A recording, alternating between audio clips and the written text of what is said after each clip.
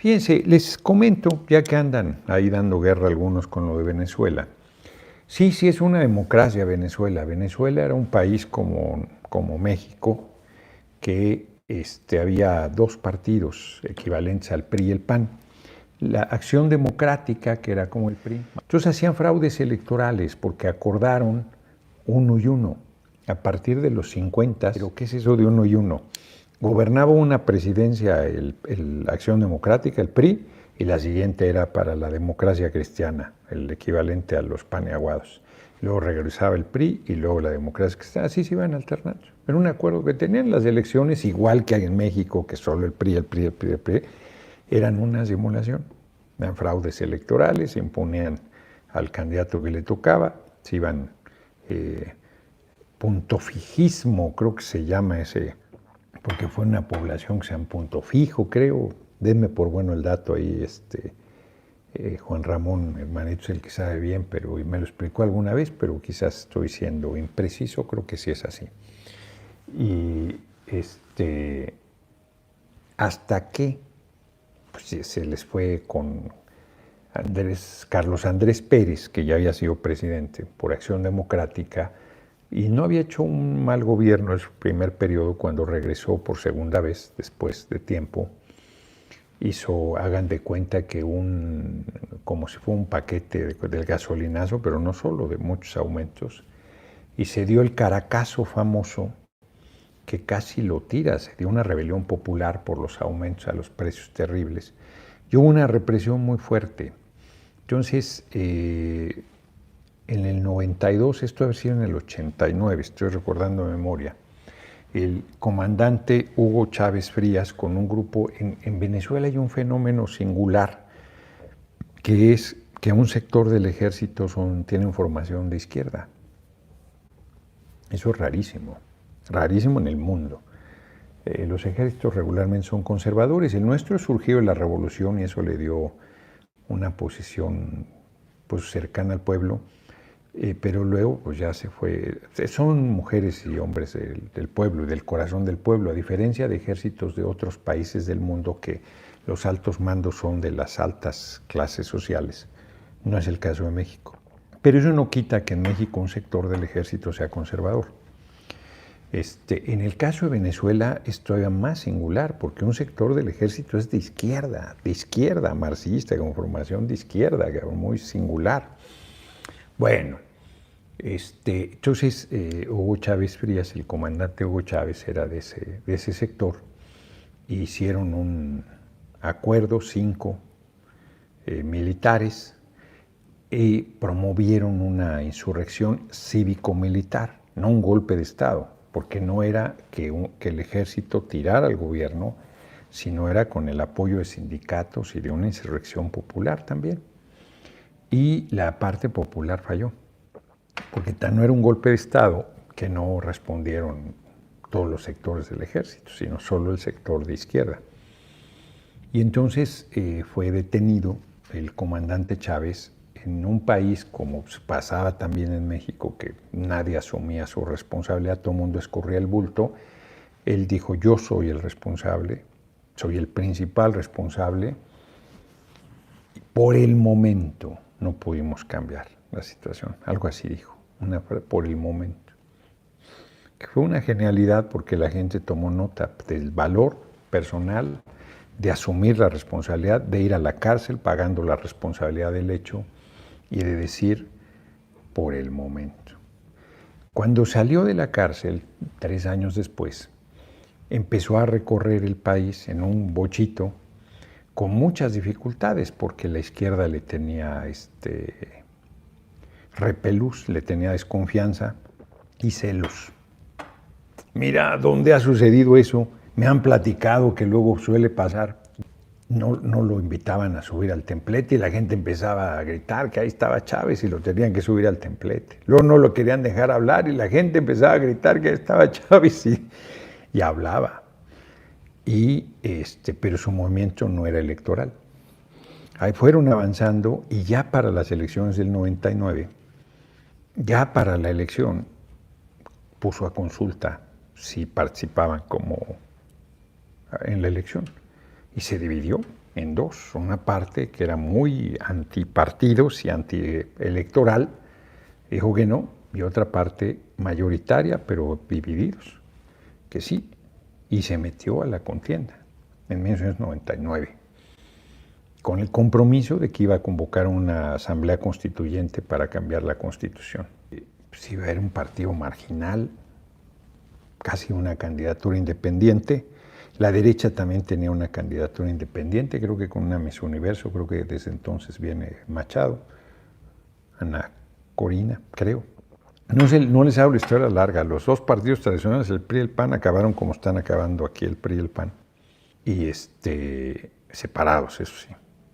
Ya después se juntaron también y se hicieron más pequeños todavía.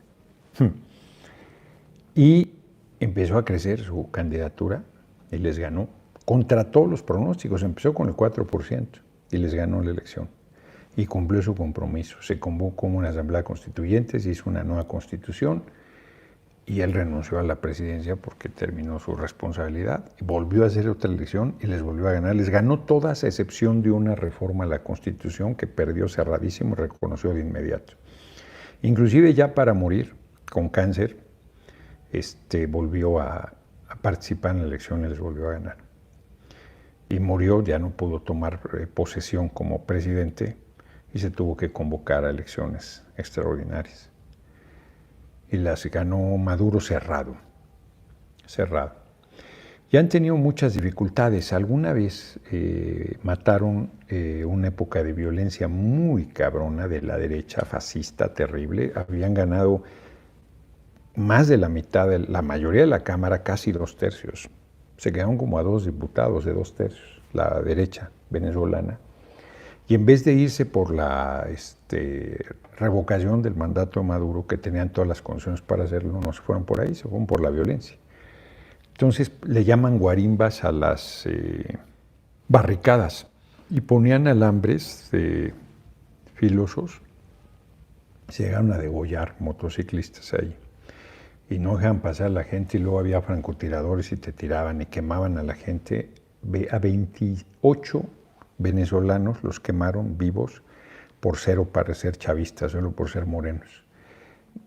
Hubo 100 muertos y como 88 eran chavistas. Y estos son tan cínicos que tenían en Miraflores, que es como Polanco, Santa Fe, ahí la zona elegante de ellos en Caracas, ahí tenían los nombres de los 100, como si fueran de ellos, cuando 88 eran chavistas, de los 100 muertos. Unos cinicazos. Y una vez estaba yo ahí en un cafecito, en una esquina, porque había una librería muy buena ahí, un par de librerías muy buenas. Y yo iba a comprar libros ahí. Y estaba yo allí en una esquina y empiezo a ver en CNN la represión en Venezuela. Y yo dije, en la Plaza Miraflores, cabrón.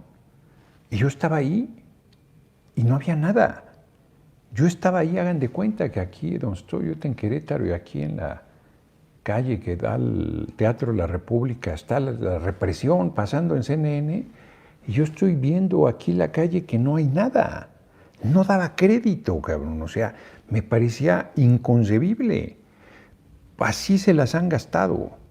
Les quiero recordar, yo le he perdido el rastro a los últimos acontecimientos, pero todavía hace algunos años quisieron invadir militarmente a Venezuela vía Colombia antes de que llegara Petro, y iban que ayuda humanitaria, y era toda la intervención militar, usando a grupos paramilitares colombianos y a gente de Estados Unidos disfrazados del ejército colombiano. Y lograron con éxito. Ahí estuvo el cretino de Miguel Bosé y una bola de un concierto por la paz y la chingada. No sé si se acuerdan. O sea, y hay un bloqueo económico, y a Venezuela le robaron todas las reservas de oro que tenía en Gran Bretaña, se las decomisaron, se las robaron. Toda la infraestructura que tenía petrolera en Estados Unidos, ahí PDVSA, la empresa venezolana de petróleo, tenía las refinerías en Estados Unidos. Se las robó Estados Unidos, según para dárselas a Guaidó, que lo reconocían como el presidente que no lo había elegido nadie. ¿Dónde está Juan Guaidó? Ya se les olvidó. que aparecía como presidente de Venezuela y la chingada. Han sido terribles, es una canallada y le han infringido, un enorme sufrimiento al pueblo venezolano. Y las cosas, por supuesto, que no van bien, ¿no? Económicamente han tenido muchas dificultades. Y sí, en la primera intermedia de Maduro la gente estaba inconforme con las dificultades y votó por la derecha. Entonces, y el sistema electoral venezolano, es un sistema muy sólido. Ellos compraron unas máquinas inglesas, pues había fraudes y había mucha desconfianza, entonces tiene cualquier cantidad de seguros. Tiene, no me acuerdo si 50, le llaman ellos auditorías. Las máquinas se revisan previamente y se revisan posterior a la elección. Hoy decían que en una máquina había 10,000 votos para Maduro. Eso es absurdo, eso no es posible, por la sencilla razón de que tú llegas a votar y con tu huella, pones tu huella y te da acceso a la votación. Votas y te da un testigo en papel de lo que votaste y lo pones en la urna. O sea, votas electrónico y votas en papel. Y al final el resultado no se sabe, nadie puede saber, o sea, eso es absurdo, que la máquina tiene 10,000 votos, eso es absurdo, porque está ahí parado hasta las 6 de la tarde, termina la jornada, manda la información, pero de inmediato también empieza un recuento, no sé si es a las 6 de la tarde o hasta que termina el recuento del 51% de las casillas.